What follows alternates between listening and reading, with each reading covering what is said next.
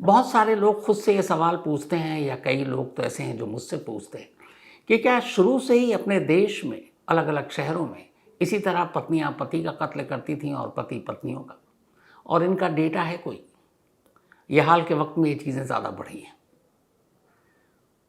तो एनसीआरबी यानी हमारे देश में इकलौता जिसका डेटा पर हम भरोसा कर सकते हैं, नेशनल क्राइम रिकॉर्ड ब्यूरो, इसके हिसाब से पिछले 5 सालों में अपने देश में 785, और अगर अभी के कुछ जोड़ लें तो 76, बल्कि 77 हो गए।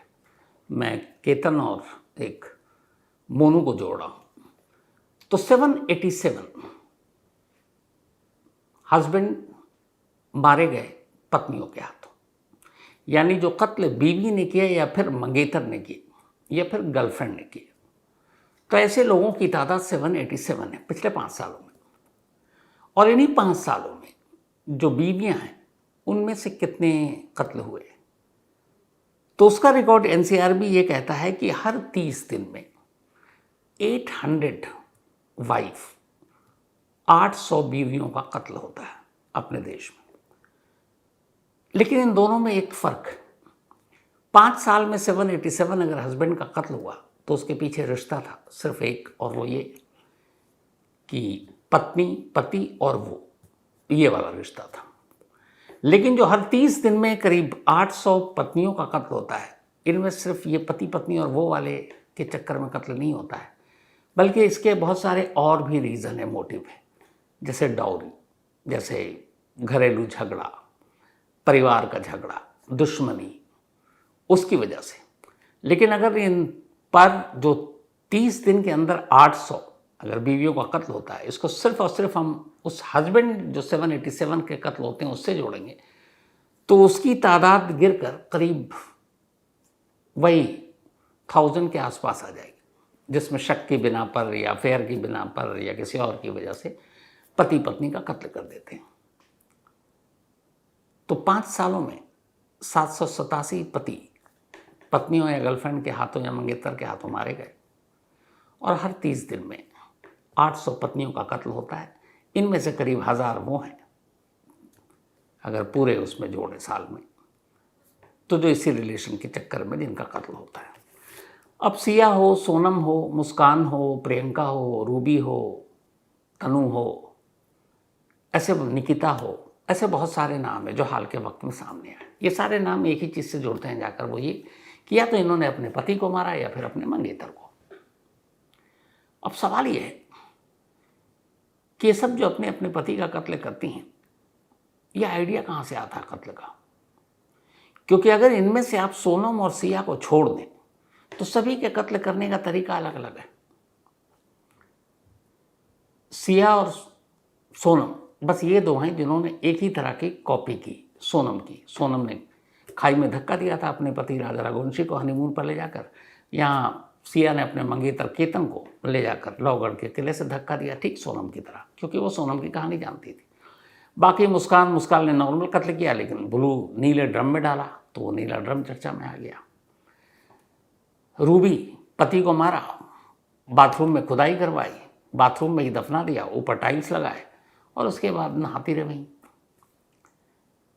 वो बेंगलोर की लड़की जिसने अपने बॉयफ्रेंड को घर बुलाया, उसके बाद कहा मैं तुम्हें इंग्लिश स्टाइल में प्रपोज करेंगे, हाथ पैर बांधे, आंखों पे पट्टी लगाई, उस पर पेट्रोल डाला, उसे जिंदा चला दिया।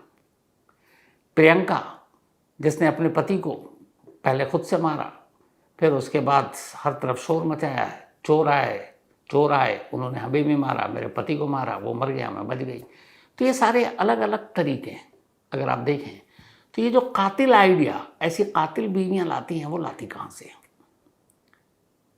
ये मैं कई दिनों से सोच रहा था। अचानक एक स्टोरी सामने आ गई, और अभी की हरियाणा के रेवाड़ी से। इसके बाद बहुत सारे ख्याल मन में आए कि कातिल आइडिया कहाँ से आता है। क्या ये जो इतनी सारी हाल के वक्त में बीवियों ने पति के कत्ल किया या मंगेतर के या बॉयफ्रेंड के, तो ये सब ऐसी कहानियाँ एक दूसरे की सुनती हैं और उसके बाद आइडिया अपना बनाती हैं, क्योंकि उन्हें ये तो पता है हर मुजरिम यही चाहता है कि वो जो क्राइम करे उसके बाद पुलिस उस तक ना पहुँचे, पकड़ ना पाए, कोई सबूत ही ना हो। यही सोच होती है हर क्रिमिनल की। और हर क्रिमिनल की यही गलतफहमी होती है कि हम जो भी करेंगे इतना फुल प्रूफ प्लान है कि हम पकड़े नहीं जाएंगे। तो ये कातिल आइडिया कहाँ से आता है, इसका बेस्ट एग्जाम्पल आज की स्टोरी है, हरियाणा के रेवाड़ी की स्टोरी। कहानी है कि एक लड़का जिसका नाम मोनू, इसी साल मुश्किल से 3-4 महीने हुए उसकी शादी होती है। एक लड़की जिसका नाम तनु है। घर वालों ने अरेंज मैरिज की थी, अब दोनों की शादी हो गई। शादी को इतने दिन भी नहीं बीते कि अभी तनु ढंग से ससुराल में रहे। मुश्किल से वो 10 दिन ससुराल में रही और कुल मिलाकर 17 दिन। बाकी के साथ क्यों रही वो आगे बताऊंगा। तो शादी हुई, 10 दिन ससुराल में रही, उसके बाद वो मायके चली गई और मायके में ही रहने लगी। अब चूंकि 10 दिन इतना लंबा अरसा होता नहीं कि पति या ससुराल वाले उसके बारे में कुछ जाने समझे या शक करें। तो हुआ यूं कि असल में तनु को मोनू पसंद ही नहीं था। घर वालों ने शादी कर दी, वही सिया वाली कहानी, वही सोनम वाली कहानी। उसने डर से जुबान नहीं खोली और शादी करने के लिए हाँ कर दी, शादी कर ली। लेकिन गांव में एक लड़का था मोनू। मोनू से शादी हुई सोनू, नाम भी सबके इतने मिलते हैं ना, जैसे उधर केतन चेतन, इधर सोनू मोनू।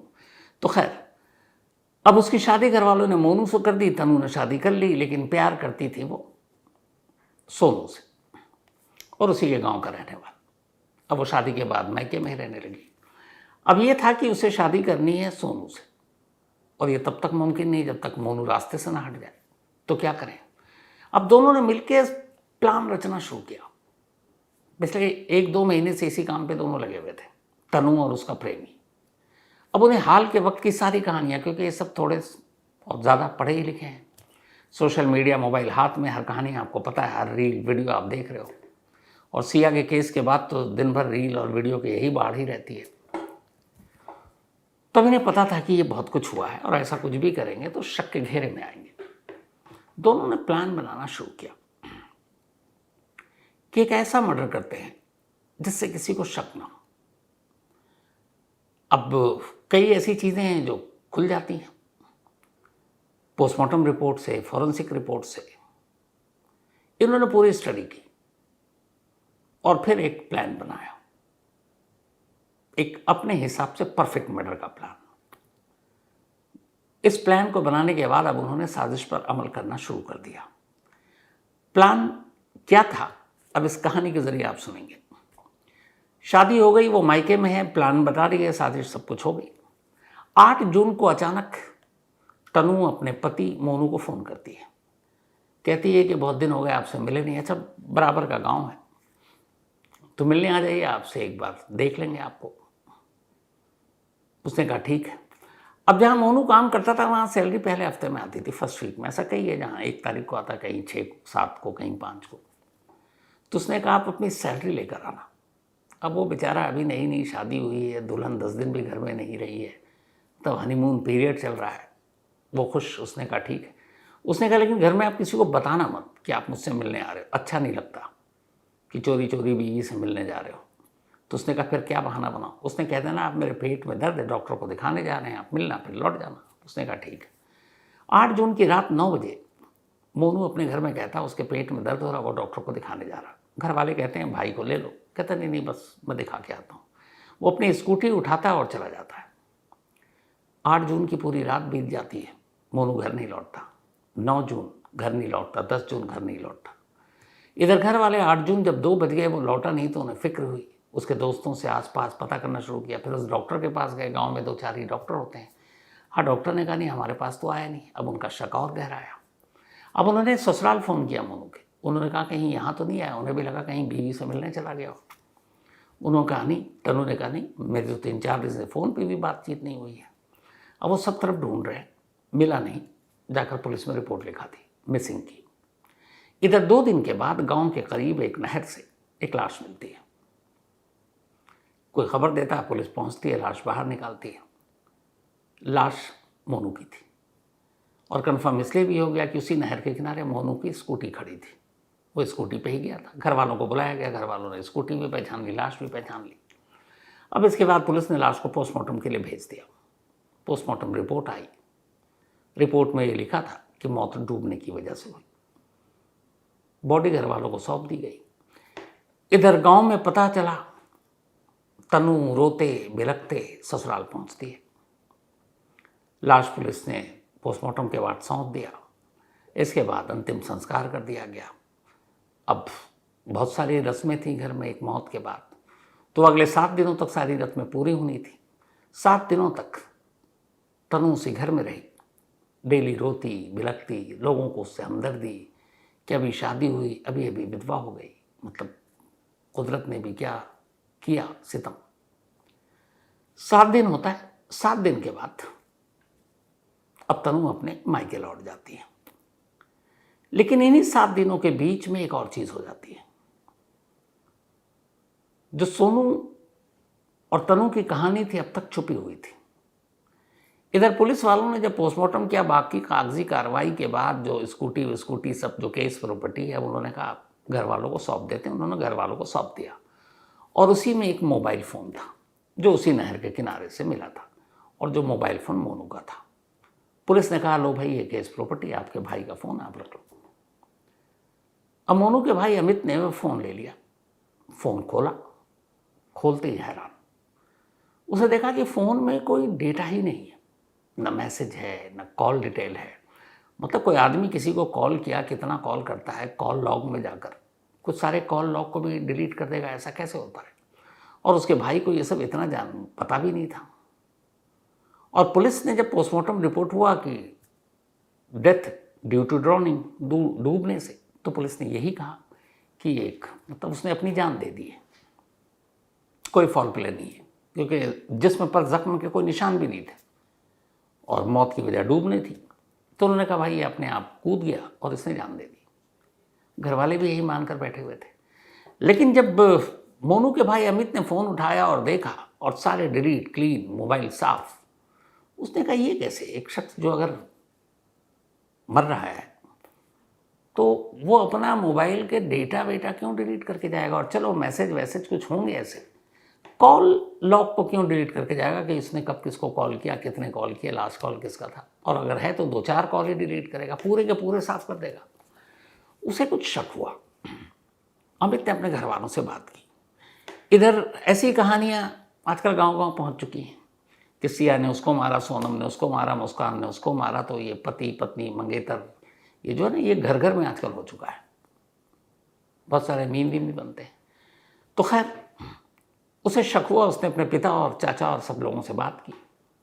उन्होंने कहा कुछ तो गड़बड़ है, पर कुछ सबूत ढूंढा जाए। तो उन्होंने कहा ठीक है।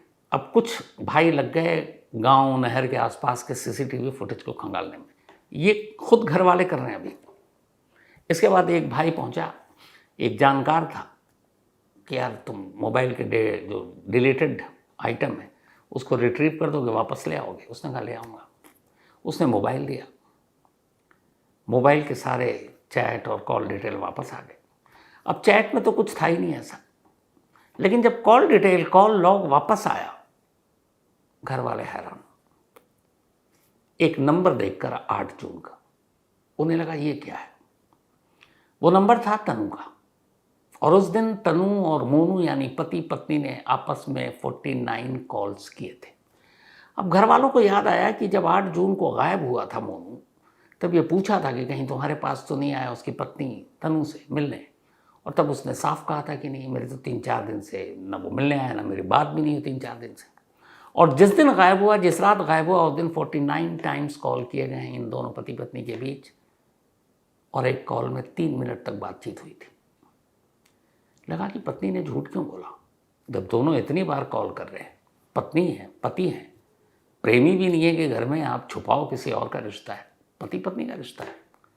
उन्हें लगा कुछ गड़बड़ है।